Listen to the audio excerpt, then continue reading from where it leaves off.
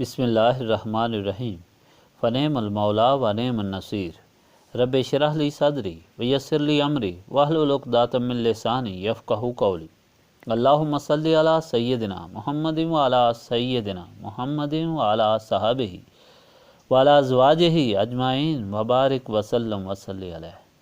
الحمدللہ، اللہ تعالی جل جلالہ کا لاکھ لاکھ شکر ہے کہ مالک الملک نے آج پھر ہمیں اپنی رضا کے لیے اپنی یاد میں محبت میں یہاں جمع ہونے کی توفیق اور موقع عطا فرمایا۔ لاکھوں اور کروڑوں درود اور سلام سرور انبیاء حبیب خدا حضرت محمد مصطفیٰ صلی اللہ علیہ وآلہ وسلم پر، جن کے طفیل یہ کرم ہوا۔ سامعین کرام، اللہ تعالیٰ نے قرآن پاک میں فرمایا ہے کہ یا ایھا الذین آمنوا علیکم انفسکم لا یضرکم من ضل اذا اہتدیتم الی اللہ مرجعکم جمیعا فینبئکم بما کنتم تعملون۔ اے ایمان والے لوگو، تم پر اپنی جان کا ذمہ ہے، اور اگر تم راہ ہدایت پر ہوئے تو کوئی بھی گمراہ تم کو نقصان نہیں پہنچا سکتا۔ سب کو اللہ تعالیٰ کے پاس جمع ہونا ہے، پھر تم کو بتایا جائے گا جو تم کرتے ہو۔ ہوتا اس طرح ہے کہ بہت سے سادہ لوگ اس لیے گمراہ ہو جاتے ہیں کہ ان کو گمراہ کرنے والے انہیں اپنی باتوں کی لپیٹ میں لے آتے ہیں۔ کچھ تو ان پر یہ اثر ہوتا ہے کہ ہمارے ارد گرد کے سارے لوگ جو اس حقیقت سے انکار کر رہے ہیں شاید یہ سچے ہوں، اور کچھ ان کو یہ خطرہ ہوتا ہے کہ ہمارے حاکم یا اکثریت ہم کو اپنے پیچھے نہ چلنے کی سزا دے گی، تو شرم کے مارے اگرچہ وہ گمراہ ہوتے ہیں، ان کو سمجھتے بھی ہیں، پھر بھی ان کی تقلید کر کے دوزخ کا ایندھن بنتے ہیں۔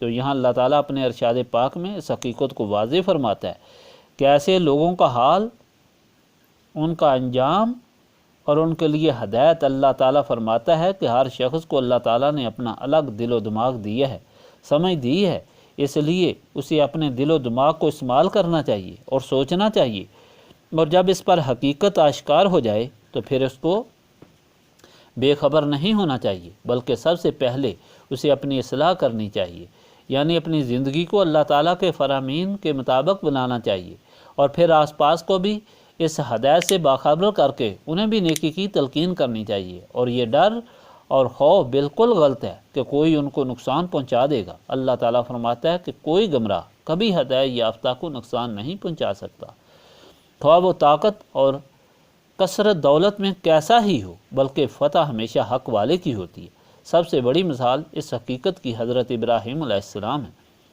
جب ان کو اللہ تعالیٰ کی طرف سے ہدایت ملی تو باوجود اس بات کے کہ وہ اکیلے تھے اور سارا کنبہ آپ کا والد، ساری قوم، سارا شہر گمراہ تھا، لیکن پھر بھی انہوں نے حق کا اعلان کر دیا۔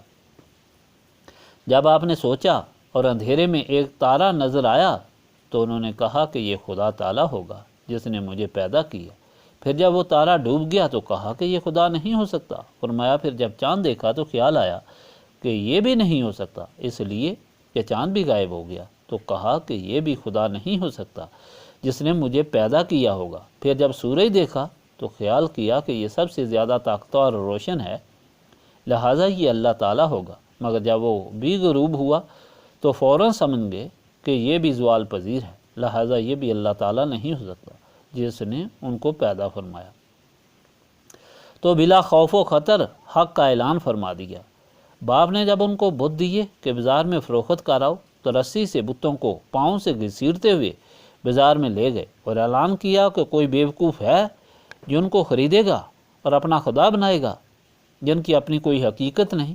تو اس پر ساری قوم برہم ہو گئی۔ آپ نے بھی سمجھ کے طریقے استعمال کیے، لیکن قوم کا غصہ بڑھتا گیا۔ ایک دفعہ جب سارے لوگ باہر کسی میلے میں گئے تو حضرت ابراہیم علیہ السلام نے کلہاڑی لے کر سارے بتوں کو توڑ دیا، پھر کلہاڑی سے بڑے بت کی ناک کاٹ کر کلہاڑی اس کے کندھے پر لٹکا دی۔ جب لوگ بت خانے میں واپس آئے تو بہت خفا ہوئے اور حیران ہوئے اور پوچھنا شروع کیا کہ یہ کس نے کیا ہے۔ سب کی یہ راہ ٹھہری کہ یہ نوجوان لڑکا جو بتوں کے خلاف باتیں کرتا ہے، یہ کام اسی کا ہے۔ چانچہ حضرت ابراہیم علیہ السلام کو پکڑ لائے اور پوچھا کہ تم نے ایسا کیوں کیا؟ تو انہوں نے کہا کہ یہ بڑا بت جس کے کندھے پر کلہاڑی ہے، اس نے کیا ہوگا۔ لوگوں نے کہا یہ کس طرح ہو سکتا ہے، یہ تو ہاتھ پاؤں نہیں ہلا سکتا۔ حضرت ابراہیم علیہ السلام نے فرمایا کہ جو خود اپنے ہاتھ پاؤں نہیں ہلا سکتا، وہ تمہارا خالق کس طرح ہو سکتا ہے؟ بجائے سمجھنے کے آپ کو انہوں نے بالکل نیست و نابود کرنے کی کوشش کی، مگر تاریخ گواہ ہے کہ حضرت ابراہیم علیہ السلام کو اللہ تعالیٰ نے دائمی زندگی، عزت اور شان عطا فرمائی، مگر ان کے دشمن نیست و نابود ہو گئے۔ اس لیے حاضرین مجلس، جس اللہ تعالیٰ نے یہ پاک محبت عطا فرمائی ہے، اس کے راستے میں جب بھی کوئی رکاوٹ پیدا ہو، کبھی اس کا خیال مت کریں، بلکہ ہمیشہ اللہ تعالیٰ کی یاد کو فوقیت دینی چاہیے، اور ڈر اللہ تعالیٰ کا اور محبت اللہ تعالیٰ سے رکھنی چاہیے۔ اب شروع کریں۔ بسم اللہ الرحمن الرحیم۔